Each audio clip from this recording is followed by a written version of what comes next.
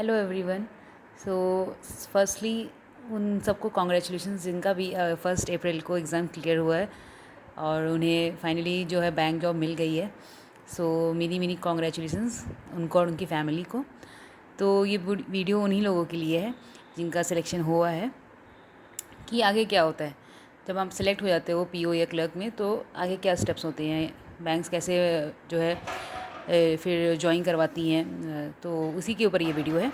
तो फर्स्टली जो है जो हमारे साथ हुआ था, और मुझे थोड़े थोड़े बहुत बैंक्स का ही पता है। मेरे जो फ्रेंड्स थे उनको जैसे जो बैंक मिला था, तो जैसे कि मेरे केस में जैसे बैंक ऑफ बड़ौदा में क्या होता है कि बैंक ऑफ बड़ौदा में सबसे पहले आपको मेल आता है मेडिकल का।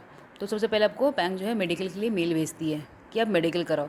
तो मेडिकल में क्या होता है कि सबसे पहले आपका जो आप जहाँ भी रहते हो, आपका जो रजिस्टर्ड होम एड्रेस है उस पर उसी एरिया के आसपास जो उनका रीजनल ऑफिस होगा, आरओ होगा, वहाँ पे आपका मेडिकल होगा। ठीक है, तो मेडिकल होता है फर्स्ट स्टेप पे।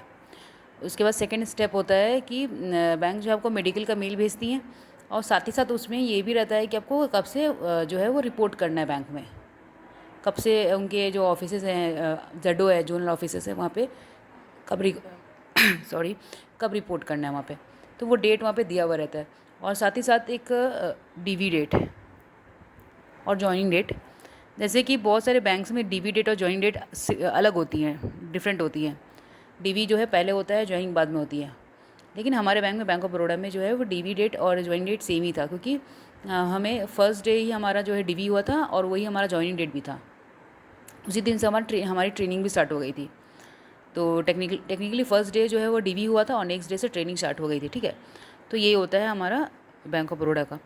और मेरे कुछ फ्रेंड्स हैं, जैसे बैंक ऑफ इंडिया में मेरी एक फ्रेंड है, तो उनका तो ऐसा हुआ था कि उन्हें मेडिकल के लिए मेल आया था, मेडिकल हुआ था, तो बहुत टाइम बाद उनको डीवी के लिए मेल आया।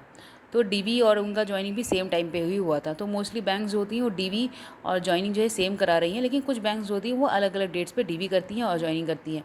जैसे आरआरबी पीओ में भी मेरा सिलेक्शन हुआ था, मैंने आरआरबी पीओ का भी डीवी किया है।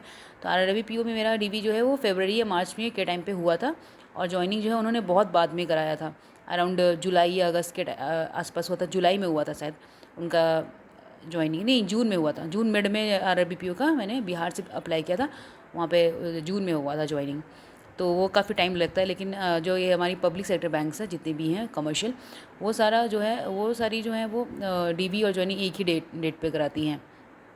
तो ये होगा, पहले मेडिकल होगा आपके नियरेस्ट आरओ के आसपास जो भी हॉस्पिटल है उनका, वहाँ पे फिर डीवी होगा और ज्वाइनिंग होगा, और बस। तो ये जो है मोस्टली बैंक्स, जैसे ही कुछ बैंक्स बहुत फास्ट करती हैं, जैसे मई में ही कर लेंगी कुछ कुछ बैंक्स, और कुछ कुछ बैंक्स थोड़ा पीछे करती है, जैसे कि जून जुलाई में मोस्टली।